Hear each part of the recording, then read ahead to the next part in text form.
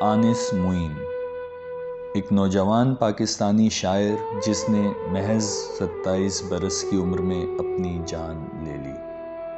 اپنی جان لینے سے پہلے آنس معین نے ایک خط لکھا تھا۔ وہ خط کچھ یوں تھا: زندگی سے زیادہ عزیز امی اور پیارے ابو جان، خدا آپ کو ہمیشہ سلامت اور خوش رکھے۔ میری اس حرکت کی سوائے اس کے اور کوئی وجہ نہیں کہ میں زندگی کی یکسانیت سے اکتا گیا ہوں۔ کتاب زیست کا جو صفحہ بھی الٹتا ہوں اس پر وہی تحریر نظر آتی ہے جو پچھلے صفحے پر پڑھ چکا ہوتا ہوں۔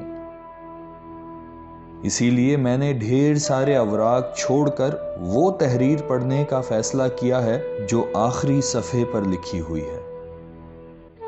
مجھے نہ تو گھر والوں سے کوئی شکایت ہے، نہ دفتر یا باہر والوں سے، بلکہ لوگوں نے تو مجھ سے اتنی محبت کی ہے کہ میں اس کا مستحق بھی نہیں تھا۔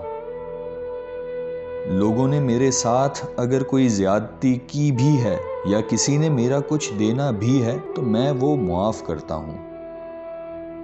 خدا میری بھی زیادتیوں اور گناہوں کو معاف فرمائے۔ اور آخر میں ایک خاص بات، وہ یہ کہ وقت آخر میرے پاس راہ خدا میں دینے کو کچھ نہیں ہے،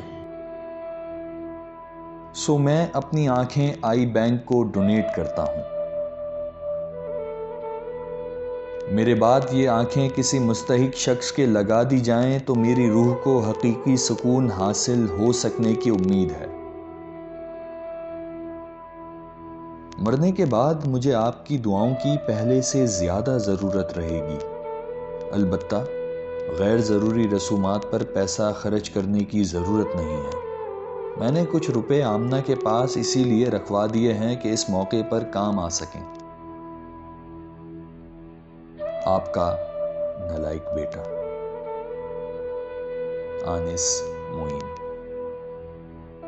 4 فروری 1986۔